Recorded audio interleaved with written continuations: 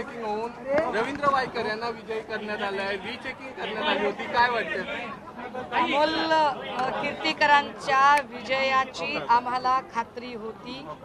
अमोल कीर्तीकरांचा विजय ज्या पद्धतीने फेर मतमोजणीचा निर्णय घेत ज्या काही गोष्टी केल्या गेल्या यावर आम्हाला कमालीचा संदेह आहे. अनेक संशयास्पद गोष्टी तिथे घडल्या असं आमचं म्हणणं आहे. ईव्हीएम आणि व्हीव्हीपॅट या सगळ्यांची मोजणी अजून व्यवस्थित व्हावी यासाठी सन्माननीय पक्षप्रमुख आज जेव्हा दिल्लीच्या बैठकीला पोचत आहेत तत्पूर्वी सन्माननीय नेते संजय राऊत साहेब पुढे गेलेले आहेत आणि राष्ट्रपती महोदयांना महामहिम राष्ट्रपतींना आम्ही या संबंधाने पत्र सुद्धा आज देत आहोत दिल्लीमध्ये. दुसरी गोष्ट अशी की या इलेक्शनला चॅलेंज करत आम्ही आमची न्यायालयीन लढाई सुद्धा अमोल कीर्तीकर भैयांच्यासाठीची उभी करत. आशिष शेलार यांनी ट्विट केलं होतं, ते व्हायरल होतंय संदर्भ याचं तुम्ही काय प्रतिक्रिया देता? नाही, आशिष शेलारांना जो स्वतःबद्दल फाजील आत्मविश्वास आहे, ज्या फाजील आत्मविश्वासापोटी म्हणजे भाजपच्या सगळ्याच नेत्यांना, कारण असा आत्मविश्वास एकेकाळी चंद्रकांत पाटील यांनी सुद्धा व्यक्त केलेला होता.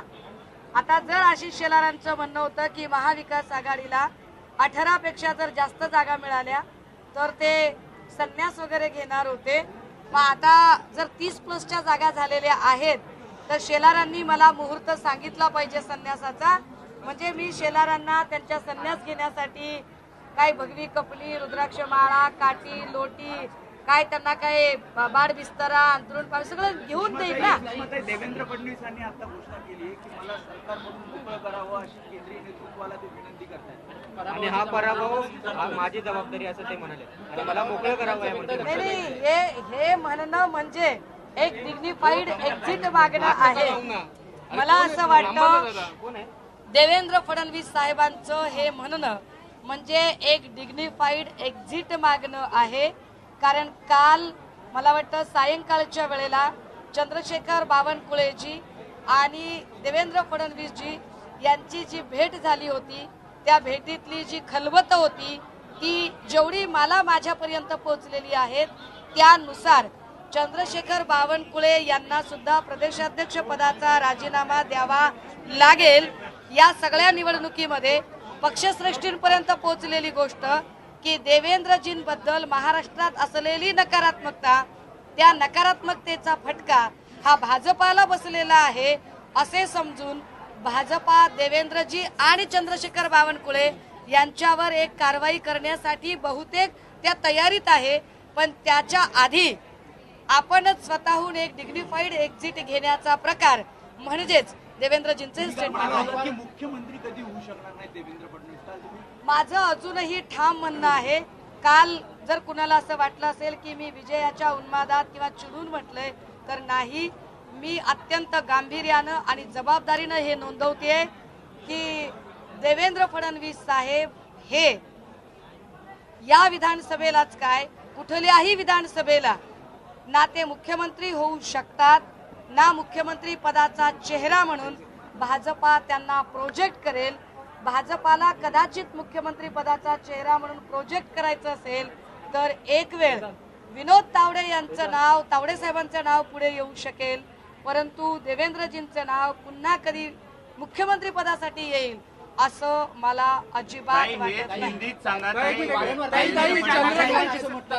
भाजप आणि महायुतीचं सरकार आहे त्याला सर्व राज्याने स्वीकारलेलं आहे आणि अशा प्रकारे लोकसभेमध्ये पराभव झाल्यानंतर म्हणते की आम्हाला या सरकारमधून मोकळं करावं.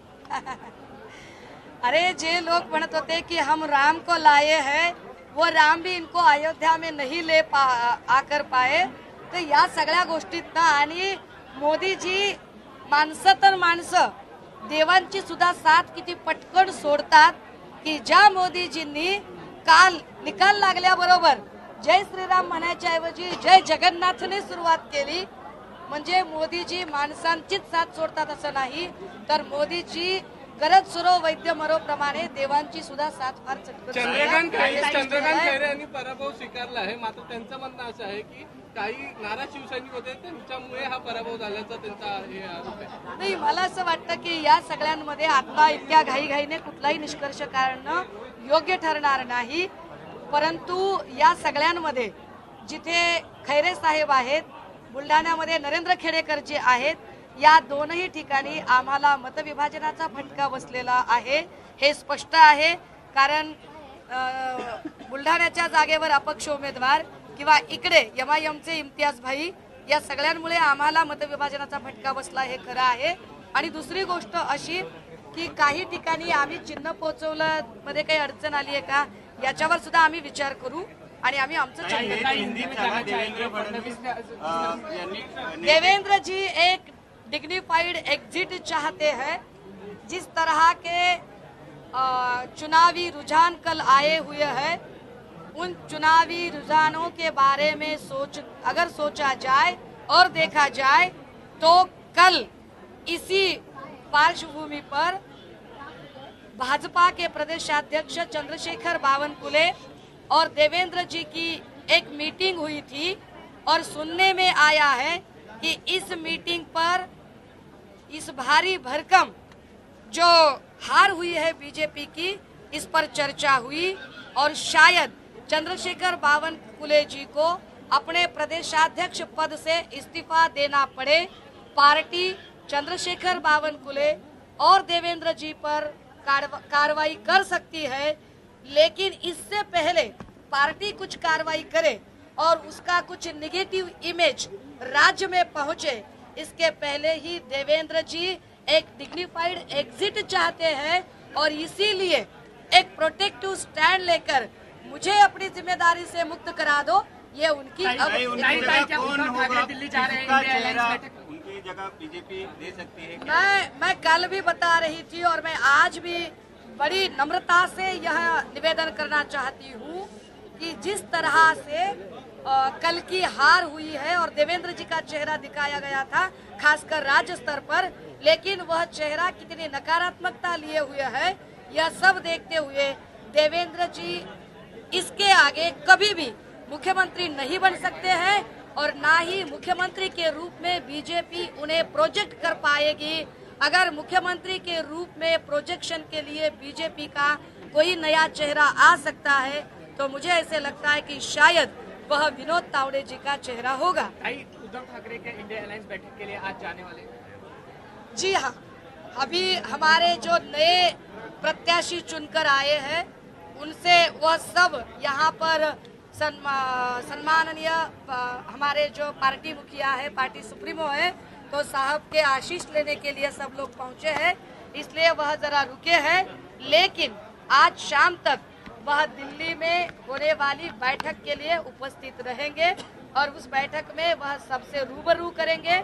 उसके पहले हमारे नेता आदरणीय संजय राउत साहब दिल्ली में पहुंचे हैं और दिल्ली में वह महामहिम राष्ट्रपति महोदय जी से भी मिलेंगे और उन्हें अमोल कीर्तिकर जी का जो इलेक्शन हुआ है जिसे हम चॅलेंज करने वाले हैं उसके बारे में एक पत्र भी देंगे. राष्ट्रपती महोदयांना सन्मान्य नेते संजय राऊत साहेब आणि आमचे इतर नेतेगण भेटतील आणि अमोल कीर्तिकर यांच्या निवडणुकीत आम्हाला वाटतं की अनेक संशयास्पद हालचाली झालेल्या आहेत, त्याला पत्र देऊन ते चर्चा करतील आणि न्यायालयीन लढाई सुद्धा लढण्यासाठी आम्ही सज्ज असू. ताज्या बातम्यांसाठी बेल आयकॉन दाबून चॅनलला सबस्क्राईब करा. धन्यवाद.